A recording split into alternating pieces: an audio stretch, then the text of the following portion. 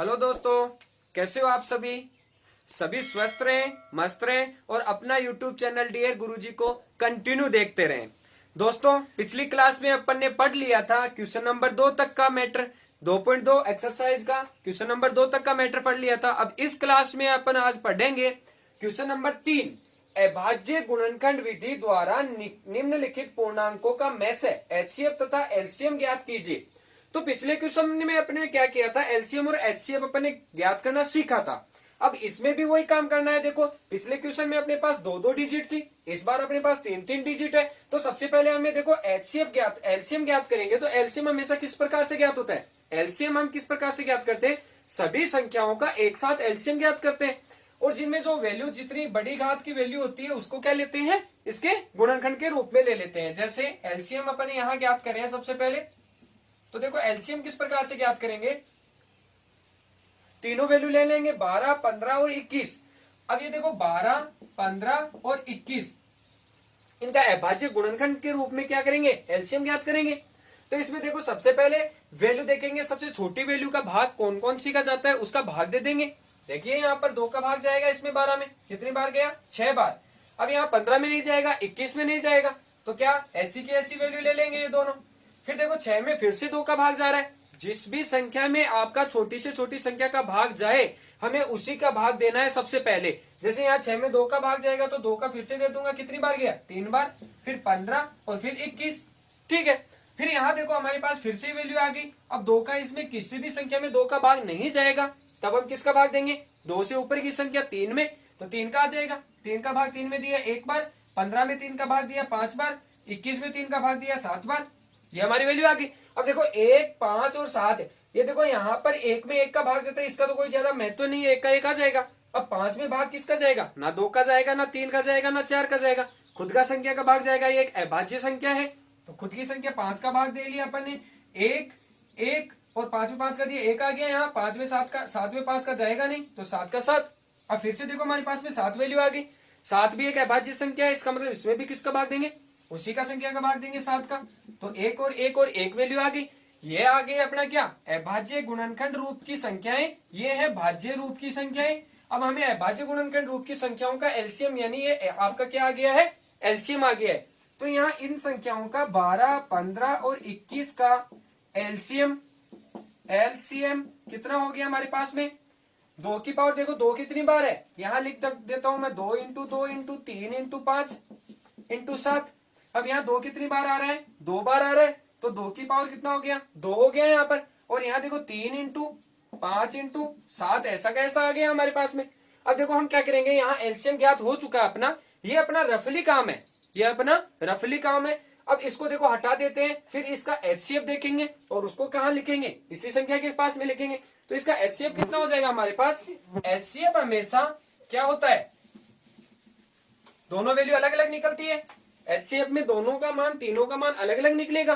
तो यहाँ एचसीएफ देखो मैं ले लेता हूं सबसे पहले 12, 15 और 21। तो यहाँ मैं ले रहा हूं 12, फिर यहाँ ले रहा हूं 15 और फिर यहाँ ले रहा हूं कितना, 21। सब में भाग अलग अलग देना है इस बार। और जो कॉमन आएगा इन तीनों में वो हमें क्या ले लेना है, एचसीएफ में ले लेना है। ठीक है, हमें ज्ञात करना है 12, 15 और 21 का एचसीएफ, हाईएस्ट कॉमन फैक्टर, जो कि कॉमन जो वैल्यू होगी वो होगा। ठीक है, यहाँ 2 का दिया कितनी बार गया, 6 बार गया, फिर 2 का दिया कितनी बार गया, 3 बार गया, फिर 3 का दिया कितनी बार जाएगा, 1 बार जाएगा। इसी प्रकार इसमें देंगे, 2 का जाएगा नहीं, विषम संख्या है अंतिम वैल्यू, तो यहाँ किसका जाएगा, 3 का देंगे 2 से बड़ी संख्या का, तो कितनी बार गया, 5 बार गया। अब 5 क्या है, एक अभाज्य संख्या है, खुद के अलावा किसी वैल्यू का भाग नहीं जाएगा, तो 5 का दे देते हैं, कितनी बार गया, 1 बार गया।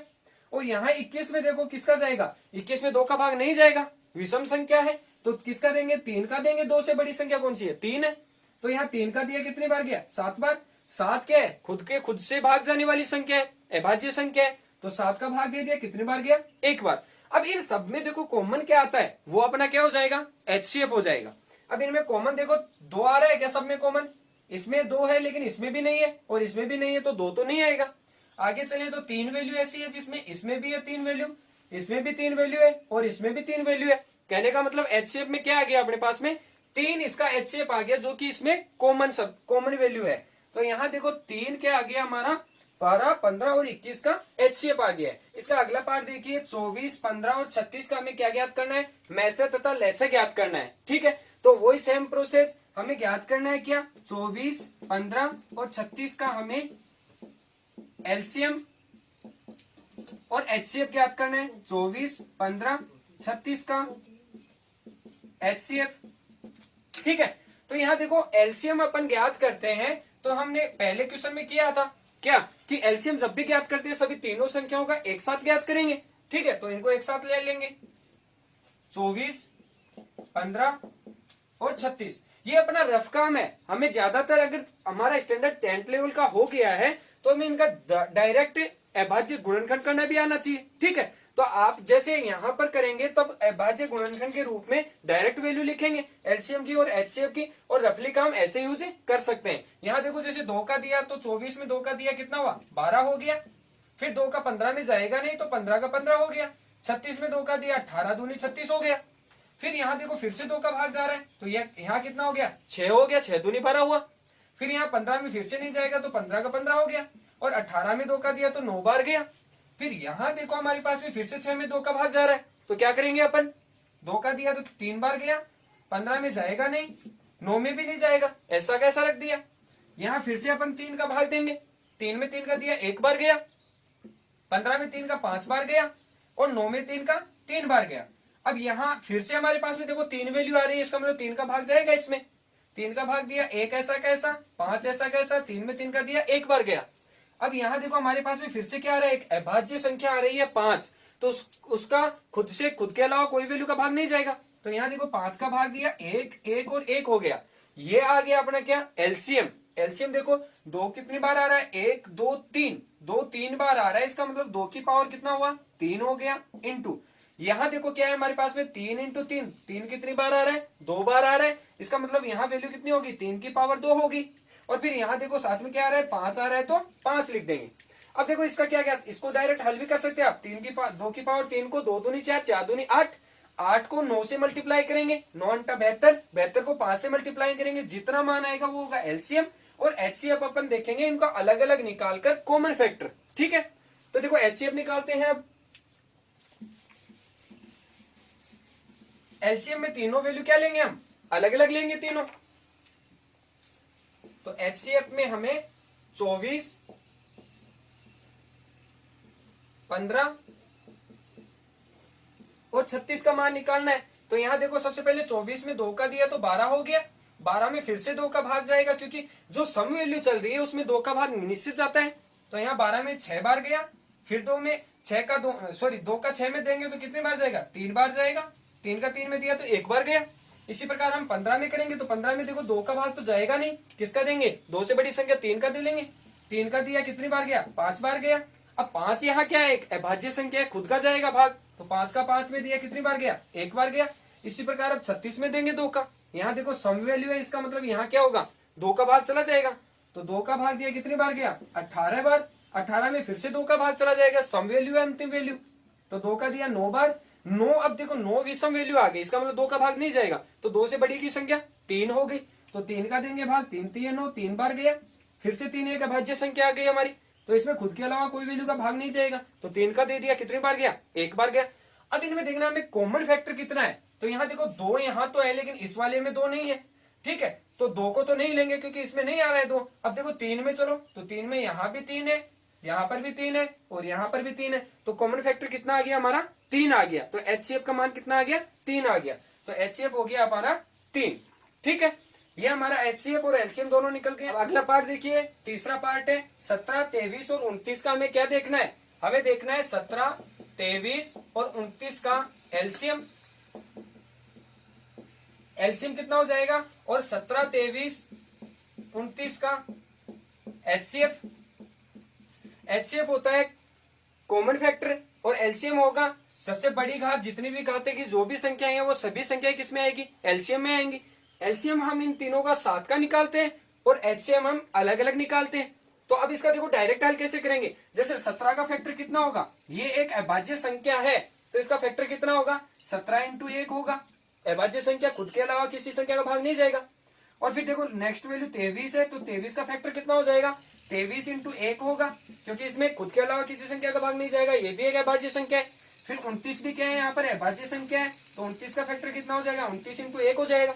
ठीक है, तो इसका मतलब ये सभी क्या है, अभाज्य संख्या है, इनमें खुद के अलावा किसी वैल्यू का भाग नहीं जाएगा। चाहे तीनों का एलसीएम देख लो या एचसीएफ देख लो, इसी प्रकार से हल करेंगे।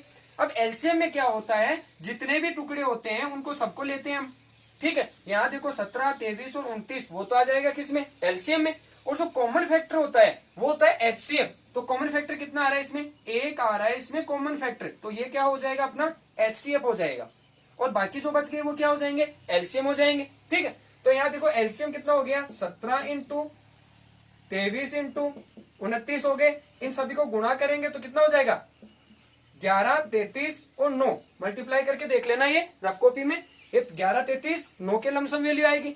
और यहाँ देखो 17, 23, 29 का एचसीएफ कॉमन फैक्टर कितना है, कॉमन फैक्टर हमारा 1, तो एचसीएफ कितना हो जाएगा, 1 हो जाएगा। इसी प्रकार से देखो अब हमें अलग अलग हल करके देखना नहीं है, डायरेक्ट हल करके देखेंगे। पिछले 2 क्वेश्चंस में अपन ने क्या किया था, एलसीएम को हमने अलग हल किया था सबको साथ में, एचसीएफ में हमने क्या किया था, अलग अलग सबको हल करके किया था। अब हम डायरेक्ट यहाँ क्या करेंगे, गुणनखंड विधि से, अभाज्य गुणनखंड विधि से इनके टुकड़े बनाएंगे अलग अलग, और फिर उन्हीं में देखेंगे हम कि कॉमन फैक्टर क्या आ रहा है, एचसीएफ क्या आ रहा है और एलसीएम क्या आ रहा है। ठीक है, हमारा फोर्थ 6, 72 और 120, इनका क्या देखना है, एलसीएम देखना है और एचसीएफ देखना है। ठीक है, तो यहाँ देखिए इनका सबसे पहले फैक्टर बना लेते हैं। ठीक, यहाँ हम अपन लिख रहे हैं 6 का फैक्टर, यहाँ लिखेंगे 72 का फैक्टर, फिर लिखेंगे यहाँ 120 का फैक्टर।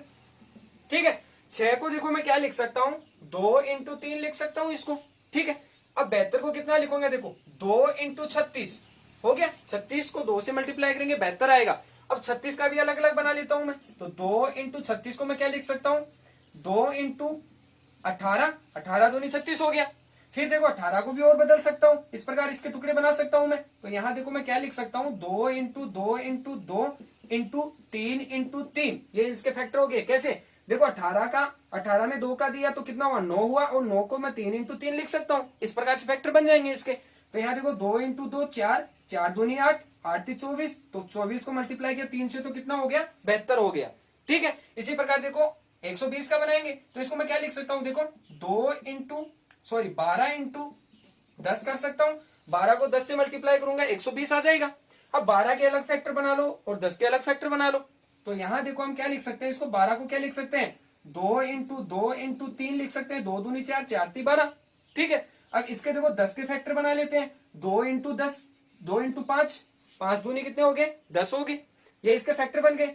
अब इनमें हमें देखना क्या है, इनमें हमें देखना है एलसीएम और एचसीएफ। तो 6, 72 और 120 का क्या देखना है, एलसीएम देखना है सबसे पहले। तो एलसीएम क्या होता है, सबसे बड़ी घातें। यहाँ देखो 2 की घात कितनी चल रही है, 1 2 3, सबसे बड़ी घात यहाँ पर 3 है, तो 2 की घात 3 आ गई, एक तो मान अपना 2 की घात 3 आ गया। फिर दूसरा देखो 3 इसमें भी है और 3 इसमें भी है, 3 कितनी बार आ रहा है, 2 बार आ रहा है, यहाँ पर 1 1 बार आ रहा है, तो सबसे बड़ी घात कितनी हुई, 3 की घात 2 के बराबर इंटू 3 की घात 2 हो गई। फिर देखो यहाँ पर 2 है लेकिन 3 है, दोनों आ गए। फिर देखो 5 आ रहे हैं यहाँ पर, इनमें किसी में भी 5 नहीं है, लेकिन हमें देखना क्या है, हमें 5 वैल्यू लेनी है, जो बची हुई वैल्यू है वो एलसीएम में आएगी। ठीक है, कॉमन वैल्यू आएगी वो एचसीएफ में आएगी, और एलसीएम में हमारे पास जितनी भी वैल्यू है, चाहे वो 1 घात की वैल्यू हो चाहे 10 घात की वैल्यू हो, वो हमें सभी इसमें लेनी है। तो ठीक है, इसके साथ क्या ले लेंगे हम, 5 ले लेंगे। अब इसको हल करेंगे, 2 की पावर 3 का मतलब हो गया 2 दूनी 4, 4 दूनी 8, 8 इंटू 3 3 9 इंटू 5। अब देखो 8 को 5 से किया 8 पंजे 40, 40 को मल्टीप्लाई किया 9 से तो कितना हो गया, 360। ठीक है, अब इसी प्रकार देखो हम क्या निकालेंगे, इसका एचसीएफ निकालेंगे, 6, 72 और 120 का एचसीएफ। अब यहां देखो एचसीएफ क्या आएगा, कॉमन फैक्टर आएगा। अब कॉमन देखो इसमें 2 है, इसमें भी 2 है और इसमें भी 2 है, तीनों वैल्यू में क्या चल रहा है, 2 कॉमन आ रहे हैं, तो मैंने एक तो ले लिया 2 इंटू, यहां फिर देखो 3 इसमें भी आ रहा है, 3 यहां भी आ रहा है और 3 इसमें भी आ रहा है, इसका मतलब ये भी फैक्टर बन गया एचसीएफ का, तो इंटू 3। अब देखो 5 यहां है लेकिन इसमें भी नहीं है और इसमें भी नहीं है, तो 5 को हम नहीं लेंगे। अब इसमें कोई भी डिजिट नहीं बच रही है, ऊपर वाली वैल्यू में तो कोई कॉमन वैल्यू नहीं आएगी बाकी, तो यहाँ 2 इंटू 3 कितना हो गया, 6। तो 6 क्या आ गया अपना, एचसीएफ आ गया किसका, 6, 72 और 120 का, और एलसीएम कितना है अपना 360। अब अगला पार्ट देखिए इसका, अगले पार्ट में क्या करेंगे, देखो वही है, फिफ्थ पार्ट है इसमें 40, 36 और 126 का क्या देखना है, एलसीएम और एचसीएफ देखना है हमें। तो देखो यहां मैं ले लेता हूं कहा क्या 40, 36, 40, 36 और 126, इनका क्या देखना है हमें, एलसीएम और एचसीएफ देखना है। तो यहाँ देखो इसके टुकड़े कितने होंगे, 2 इंटू 2, 2 दूनी 4 हो गए, 4 को मैं 10 से मल्टीप्लाई करूंगा तो 40 बन जाएगा ये, और 10 के फैक्टर कितने हो जाएंगे, 2 इंटू 5 बन गए, 2 दूनी 4, 4 दूनी 8, 8 पंजे 40 हो गए। इसी प्रकार देखो इसमें देखो 36 के टुकड़े बनाते हैं, तो देखो 2 इंटू 2 हो गया 4, और 9 चौक 36 हो जाएगा। तो 9 को क्या लिखूंगा मैं, 3 इंटू 3 लिख लूंगा। तो यहाँ देखो 2 दूनी 4, 4 तिये 12, 12 तिये 36 बन गया, 36 आ गया इसका। और इसी प्रकार 26 का देखूंगा तो यहाँ देखो 2 इंटू कितना लिखूंगा मैं, 63 लिखूंगा। देखो 26 में 2 का भाग देंगे तो कितना आएगा, 63 आएगा। अब 63 के टुकड़े कैसे बनाऊंगा, 9 7 63 होते हैं, 9 संते 63 होते हैं, तो इसके 9 और 3, 9 और 7 हो जाएंगे, 2 पहले से चला हुआ है, तो 2 इंटू 9, 9 को फिर से, 9 के फिर से कितने हो जाएंगे, 3 इंटू 3, तो 2 इंटू 3 इंटू 3 इंटू 7, ये इसके फैक्टर हो गए किसके, 126 के। अब हमें क्या देखना है, हमें देखना है 40, 36 और 126 के का एलसीएम, और 40, 36 और 126 का एचसीएफ। तो दोनों में देखो क्या करेंगे, सबसे पहले तो एलसीएम देखेंगे, सबसे बड़ी घातें देखेंगे। यहां देखो 2 की घात कितनी बार चल रही है, 3 बार, और यहां सिर्फ 1 बार, यहां सिर्फ 2 बार, तो सबसे बड़ी घात कितनी हुई, 2 की 3 बार, तो 2 की पावर कितना हो गया, 3 इंटू, फिर 3 की घात देखो यहां 2 बार, यहां एक भी बार नहीं है, यहां 2 बार, तो बड़ी घात कितनी हुई, 3 की पावर 2 इंटू, यहां देखो बाकी वैल्यू कौन सी, 5 बच गई एक तो, और एक 7 बच गई इनमें, इन सब में देखिए तो बाकी वैल्यू कौन सी बच गई, एक तो 5 और 7, वो भी लेंगे हम, 5 इंटू 7। अब यहां देखो इसको हल करते हैं, एलसीएम का मान निकालते हैं, ये हो गया 8 इंटू 3 का स्क्वायर कितना हो गया, 9 इंटू 5 इंटू 7 चल रहा है अपना। फिर यहां देखो क्या लिखेंगे, यहां आएगा 8 को 5 से किया, 8 पंजे 40, और 40 को करेंगे 9 से मल्टीप्लाई, तो कितना हो गया, 9 चौक 36, 360 इंटू 7। अब इसको मल्टीप्लाई करेंगे 7 से तो कितना मान आएगा, मल्टीप्लाई करके देख लेते हैं। 7 को 0 से किया 0 हो गया, 7 को 6 से किया 7 से 42 2 हो गया, हासिल 4 चल रही है, और 7 को 3 से किया तो कितना हुआ 21, 21 और 4 कितना हो गया 25। तो इसका एलसीएम तो आ गया 25 20, ठीक है। और यहाँ एचसीएफ देखेंगे इसका कॉमन फैक्टर, तो कॉमन देखो 2 सब में चल रहा है, 2 सब में चल रहा है, इसका मतलब 2 एक बार ही आ रहा है सब में, तो ये 2, ये 2 और ये 2 क्या आ गया, कॉमन आ गया, कॉमन आ गया, उसको हम लिख लेंगे, एचसीएफ का कॉमन 2 आ गया एक तो। फिर दूसरा देखो 3 आ रहा है इसमें, इसमें आ रहा है लेकिन इसमें नहीं आ रहा, तो 3 को हम नहीं लेंगे। फिर 5 को चेक करेंगे, 5 इसमें आ रहा है लेकिन इसमें नहीं आ रहा, तो आगे तो जानेंगे नहीं है। यहाँ क्या बच गया, सिर्फ 2 बच गया, 7 भी इसी में है, सिर्फ इन दोनों में नहीं है, तो एचसीएफ कितना आ गया हमारा, 2 आ गया। तो 40 36 26 का एचसीएफ तो आया 2, और 40 36 126 का एलसीएम आया अपना 2520, कितना आया 2520। पार्ट देखिए, अगला पार्ट है, छठा पार्ट है इसका, लास्ट पार्ट है क्वेश्चन नंबर 3 का। 8 9 और 25 का हमें क्या देखना है, एचसीएफ और एलसीएम देखना है। तो देखो 8 9 और 25, इनके हमें फैक्टर बनाने हैं सबसे पहले। तो देखो फैक्टर बनाएंगे, 8 के कितने हो गए, 2 इंटू 2 इंटू 2, 2 दूनी 4, 4 दूनी 8 हो गई। फिर देखो 9 में 2 का भाग नहीं जाएगा, 3 का जाएगा, तो इसके फैक्टर किस प्रकार बनेंगे, 3 का भाग कितनी बार जाएगा, 3 बार जाएगा, तो 3 इंटू 3 हो गए। फिर यहाँ देखो 25 के फैक्टर 5 इंटू 5 हो गए, क्योंकि 25 में 5 का भाग जाएगा, कितनी बार जाएगा, 5 बार जाएगा, ले लिया। अब यहां देखो हमें क्या देखना है, 8 9 और 25 का एलसीएम, एलसीएम कितना हो जाएगा, इन सभी में बड़ी घातें देखनी है, ठीक है। तो यहां देखो एलसीएम कितना हो जाएगा, 2 कितनी बार आ रहा है, 2 आ रहा है अपना 8 बार, तो 8 आ गया, या 2 की पावर 3 हो गई, 2 3 बार आ रहा है तो 2 की पावर 3 होगी, इंटू 3 कितनी बार आ रहा है, ज्यादा से ज्यादा 2 बार आ रहा है, तो 3 की पावर भी 2 हो गई। 5 कितनी बार आ रहा है, 5 ज्यादा से ज्यादा 2 बार आ रहा है, तो बड़ी घात कितनी होगी, 5 की पावर 2 होगी। अब इसको हल कर लेंगे, 2 की पावर 3 का मतलब 8 हो गया, 3 की पावर 2 का मतलब 9 हो गया, और 5 की पावर 2 का मतलब हो गया 25। 2 को 3 बार मल्टीप्लाई करेंगे, 2 इंटू 2 इंटू 2, तो 2 दूनी 4, 4 दूनी कितने हो गए 8, और 3 को 2 बार मल्टीप्लाई करेंगे तो 3 इंटू 3 कितना हुआ, 3 इंटू 3 9 हो गया। 5 को 2 बार मल्टीप्लाई करेंगे, 5 इंटू 5 25 हो गया। अब इन सबको मल्टीप्लाई कर लेंगे, 25 को 8 से किया तो 25 घंटा 200 हो गया, 200 को मल्टीप्लाई करेंगे किससे, 9 से, तो कितना हुआ 9 दूनी 1800।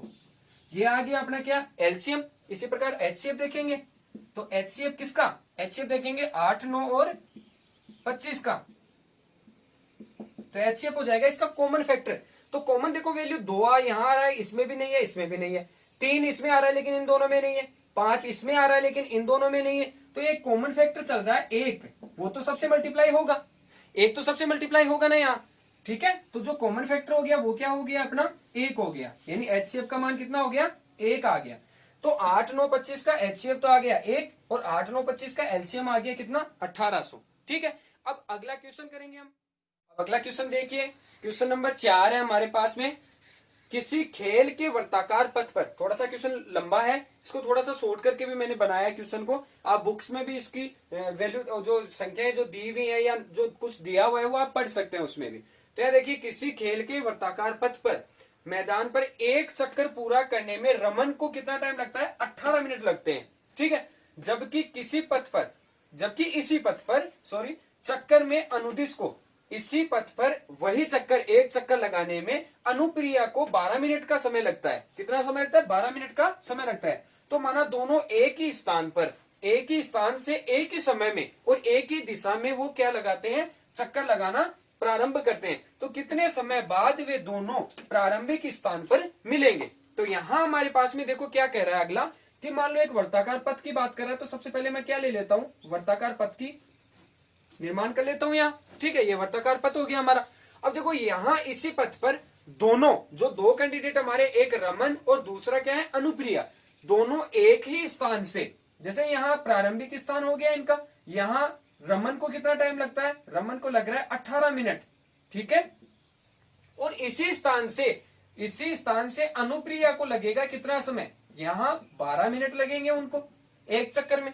ठीक है, तो रमन और अनुप्रिया कहीं ना कहीं अपने आप को एक दूसरे को क्या क्रॉस करेंगे। ठीक है, लेकिन क्वेश्चन में क्या पूछ रहा है, अगला पूछ रहा है कि ये एक ही समय पर स्टार्ट होने के बाद वो प्रारंभिक स्थान पर कब मिलेंगे। तो प्रारंभिक स्थान की बात कर रहा है। तो इसमें देखो ज्यादा कंफ्यूज वाली बात ये होती है कि इसमें हम एलसीएम निकालें या एचसीएफ निकालें। तो इसका एक ही तरीका है हमारा, देखो एलसीएम और एचसीएफ में से दोनों में से कौन सी वैल्यू लें। तो मैंने आपको पहले ही बताया था, जब भी हम एलसीएम लेंगे तो बड़ी घात की बात करते हैं, एलसीएम जब भी लेते हैं तो बड़ा मान लेते हैं या बड़ी घात की बात करते हैं। ठीक है, और एचसीएफ जो लेते हैं उसमें क्या करते हैं हम, उसमें छोटी मान यानी छोटा मान लेते हैं या कॉमन मान लेते हैं।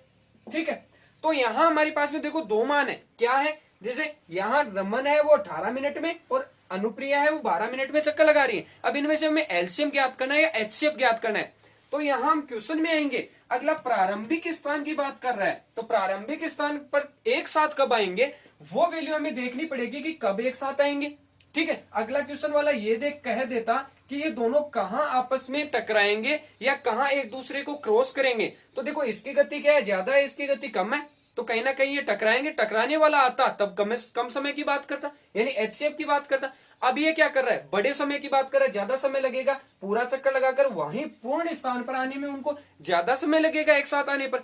तो ज्यादा समय आएगा तो ज्यादा बड़ी घात का मान कब करेंगे हम, एलसीएम में करेंगे, यानी इसका मान किस में निकालेंगे, एलसीएम में निकालेंगे। तो यहाँ देखो डायरेक्ट अगर शॉर्ट मेथड की बात करें तो यहाँ देखो 18 और 12 का इस प्रकार से टेबल बना लो जिससे कि इन दोनों का मान सेम आ जाए। तो ये जब 2 चक्कर लगाएगा तब कितना होगा 36 मिनट हो जाएगी, और ये जब 3 चक्कर लगाए तो भारतीय 36 मिनट हो जाएगी। तो जो 36 मिनट है वो इनका क्या आ जाएगा, एलसीएम आ जाएगा। अब इसको गणितीय रूप में या फिर एलसीएम विधि से किस प्रकार से हल करेंगे, तो सबसे पहले हमें क्या लेना है, एलसीएम ही तो ज्ञात करना है, क्योंकि बड़ी घात की बात कर रहा है, पूरे चक्कर की बात कर रहा है कि कौन से चक्कर पर दोनों एक साथ मिलेंगे। तो हमें क्या ज्ञात करना है, एलसीएम ज्ञात करना है। अब एलसीएम हम किस किस का ज्ञात करेंगे, 12 और 18 का एलसीएम ज्ञात करेंगे। ठीक है, तो 12 और 18 का क्या देखना है, एलसीएम देखना है। तो एलसीएम के लिए मैंने बता दिया था, सबसे पहले इनके टुकड़े बनाएंगे, अभाज्य गुणनखंड करेंगे। 12 का कितना हुआ, 2 इंटू 2 इंटू 3 हो गया, 2 दूनी 4, 4 × 12 हो गया। और 18 का कितना हो गया, यहाँ 2 इंटू 3 इंटू 3 हो गया, 2 दूनी 3 दूनी 6, 6 × 18 हो गया। हमें देखना क्या है, एलसीएम देखना है। तो देखो एलसीएम क्या हो जाएगा इसका, एलसीएम 12 18 बराबर, इसमें बड़ी घात देखनी है। बड़ी घात देखो 2 की घात कितनी है, 2 बार है, तो 2 की घात ले ली मैंने 2 बार। यहाँ 3 की घात बड़ी कितनी है, 2 बार है, तो 3 की घात 3 ले ली इंटू में। तो देखो 3 की घात 3 का मतलब हो गया 9 और 2 की घात 2 का मतलब हो गया 4। और 4 को मल्टीप्लाई करूंगा मैं किससे, 9 से, तो कितना हो गया 36।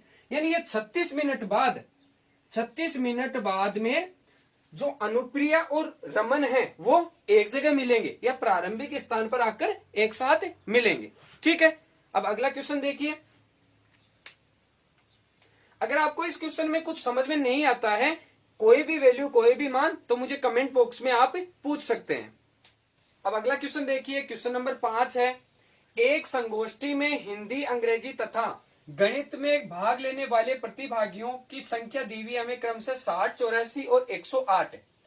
यदि प्रत्येक कमरे में बराबर संख्या में एक ही विषय के प्रतिभागी बिठाए जाते हैं तो आवश्यक कमरों की न्यूनतम संख्या, यहां देखिए न्यूनतम संख्या ज्ञात कीजिए।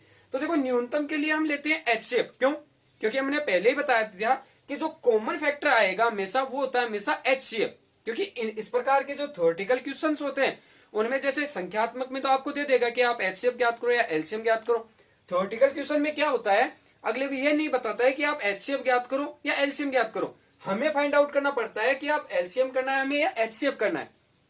तो यहां हमें क्या करना है, देखो एचसीएफ ज्ञात करेंगे, क्योंकि न्यूनतम जैसे ही मान नाम आ रहा है न्यूनतम, तब अपन क्या करेंगे एचसीएफ यूज करेंगे। अधिकतम मान प्राप्त करने के लिए हमें एलसीएम लेना पड़ेगा। ठीक है, तो यहाँ एचसीएफ निकालेंगे किस किस का, 60, 84 और 108 का, और न्यूनतम कमरे हमें बताने हैं। तो देखो 60 का कॉमन जो फैक्टर है वो कर लेंगे, फिर 84 का फैक्टर कर लेंगे और 108 का फैक्टर कर लेंगे। अब यहाँ देखो क्या लिखेंगे, 60 को किस प्रकार से लिख सकता हूँ, 2 इंटू 2 का भाग दिया 60 में 30 बन गया। अब 30 को किस प्रकार से लिख सकता हूँ, 30 में भी 2 का भाग जाएगा, कितना बच जाएगा हमारे पास में 15 बार जाएगा। अब 15 को मैं क्या लिख सकता हूँ, 3 इंटू 5 लिख सकता हूँ। अब यहाँ देखो 5 3 15, 15 दूनी 30, 30 दूनी 60, हो गया 60, फैक्टर बन गया। अब 10th क्लास का लेवल है तो स्टैंडर्ड के हिसाब से आपको इसी प्रकार से फैक्टर आने चाहिए। ठीक है, अब यहाँ देखो 84 के करेंगे तो 2 इंटू 2, देखो 84 का हाफ हो गया 42।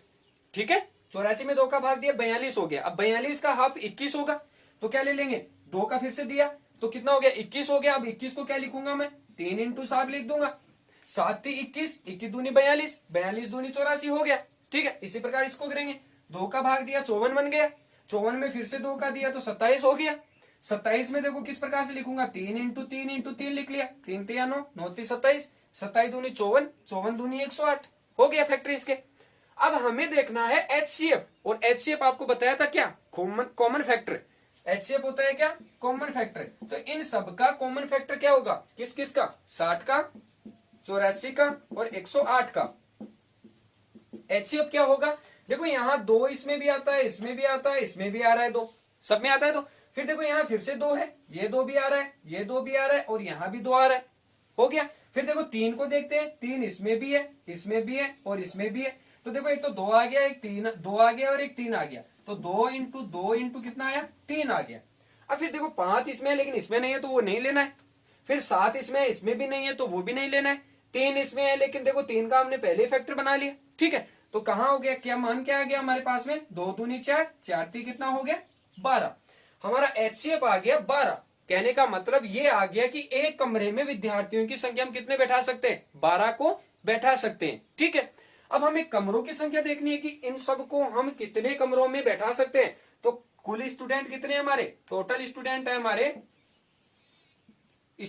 हमारे 60 प्लस 84 प्लस 108, इन सबको जोड़ देंगे। तो देखो, और जोड़कर क्या करेंगे, जो हमारा एचसीएफ आया है उसका भाग दे देंगे ताकि हमारे पास न्यूनतम कमरों की संख्या आ जाएगी। तो सबसे पहले इनका ऐड करेंगे, तो देखो 8 और 4 कितने हो गए 12, हासिल 1, फिर 1 के साथ इसको जोड़ूंगा, 8 और 1 9, 9 और 6 कितना हो गया 15, 15 का 5 हासिल 1, 1 और 1 कितना हो गया 2 हो गया। ये टोटल स्टूडेंट आ गए, अपने हर विषय के स्टूडेंट आ गए कितने 252। अब इनको डिवाइड करना है कि इनको कितने प्रकार या कितने कमरों में न्यूनतम में एडजस्टमेंट किया जाए। तो यहाँ देखो हमारे पास में एचसीएफ था 12, तो 12 का मैं अगर इसमें डिवाइड कर दूंगा तो न्यूनतम कमरों की संख्या आ जाएगी। ठीक है, तो 12 का हम क्या दे देंगे, इसमें भाग दे देंगे, तो कितने बार जाएगा 12 दूनी 24, 2 बार।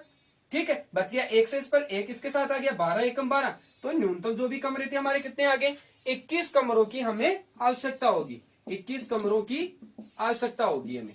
ठीक है, तो इसका सॉल्यूशन हमारे पास में आ गया क्वेश्चन नंबर 5 का। 21 कमरों की जो न्यूनतम कमरे पूछे थे हमें कि न्यूनतम कमरों की संख्या ज्ञात करो, तो कितने कमरे आ गए 21 कमरों की संख्याएं आ गई है। ये इस प्रकार से हमारा एक्सरसाइज 2.2 कंप्लीट हो गई है। अगर इस प्रकार के सॉल्यूशन में आपको कहीं पर भी दिक्कत हो, किसी भी क्वेश्चन में कोई भी मान वैल्यू रखने में दिक्कत हो, आप मुझे कमेंट बॉक्स में जरूर से मैसेज करें, अपना ओपिनियन जरूर से दें। धन्यवाद।